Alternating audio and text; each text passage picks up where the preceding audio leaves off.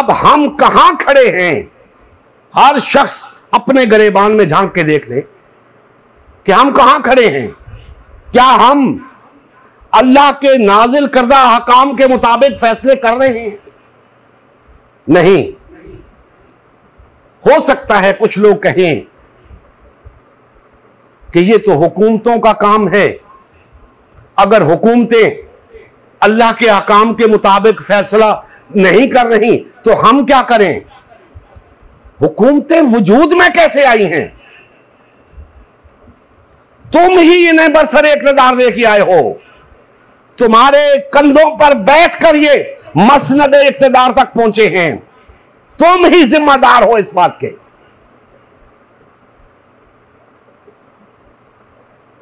इनको हुकूमत तुमने दिलाई है।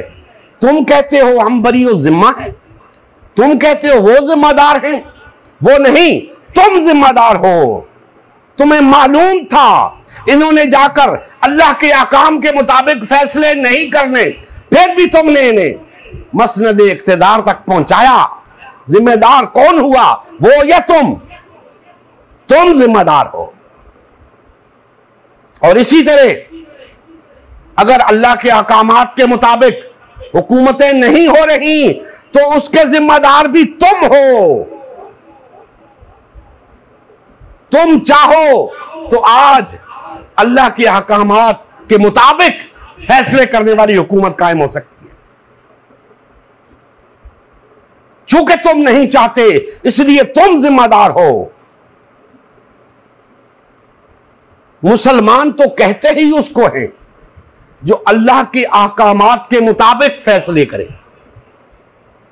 जो अल्लाह के अहकामात के मुताबिक फैसले ना करें उनको तो कुरान ने काफिर कह दिया, उनको तो जालिम कह दिया, उनको तो फासिक कह दिया। अब अगर हम चाहते हैं कि हम इन आयात के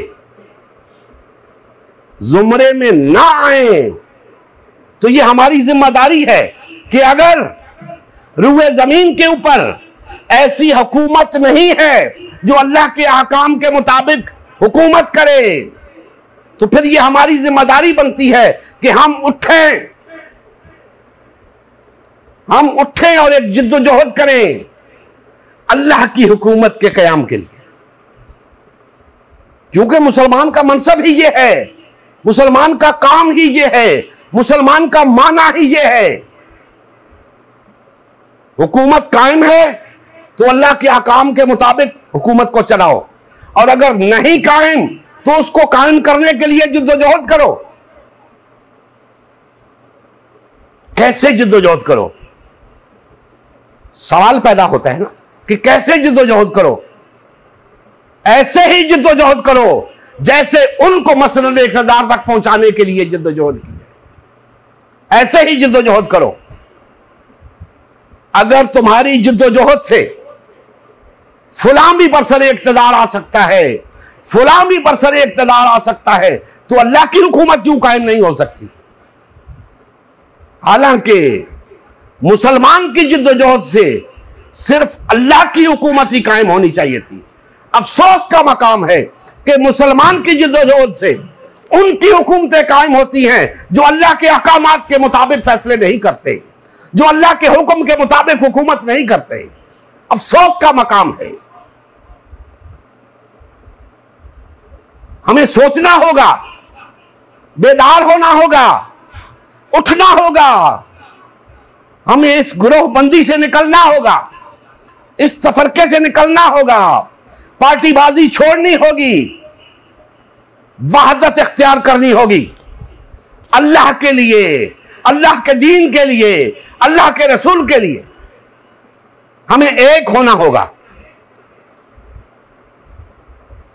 जब तक हम एक नहीं होते, जब तक हम वहदत इख्तियार नहीं करते, एक जमात नहीं बनते, अल्लाह की जमात। क्यों? इसलिए कि हमने अल्लाह की हुकूमत कायम करनी है। अल्लाह की हुकूमत के कयाम के लिए अल्लाह की जमात की जरूरत है।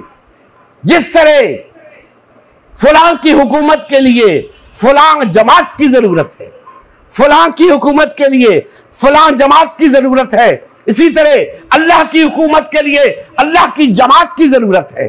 आओ अल्लाह की जमात बन जाएं। मुसलमानों आओ, सुन्नी शिया भाइयों आओ, बरेलवी देवबंदी भाइयों आओ, अहले हदीस अहले कुरान भाइयों आओ, पीपल्स पार्टी वालों आओ, तहरीके इंसाफ वालों आओ, मुस्लिम लीग वालों आओ, तबलीगी जमात वालों आओ, जमात इस्लामी वालों आओ, ऐ सब फिरकों में तकसीम मुसलमान भाइयों आओ, एक जमात बन जाएं, अल्लाह की जमात बन जाएं, वादत इख्तियार करें ताकि इस रुए जमीन के ऊपर अल्लाह की हाकमियत कायम हो सके।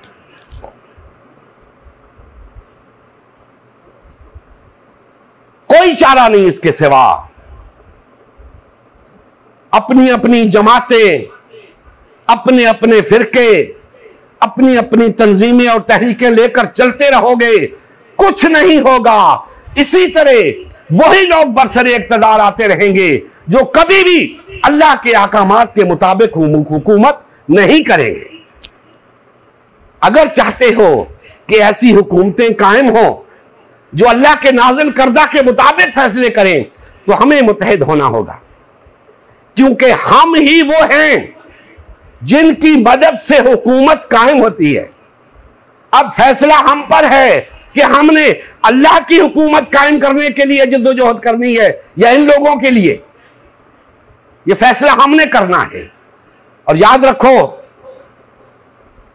जो शख्स अल्लाह की हाकमियत के कयाम के लिए जिद्दोजहद नहीं करेगा इसी आयत मुकद्दसा के मुताबिक, वही लोग तो काफिर हैं, वही लोग तो जालिम हैं, वही लोग तो फासिक हैं, क्योंकि वो अल्लाह के अहकाम के मुताबिक फैसले नहीं कर रहे, अल्लाह की हाकमियत के क़याम के लिए जिद्दोजहद नहीं कर रहे। अल्लाह के हुक्म के मुताबिक फैसला करना क्या है? अल्लाह के नाजिल करदा अहकाम के मुताबिक फैसला करना क्या है? यही कि अल्लाह की हाकमियत को कायम किया जाए,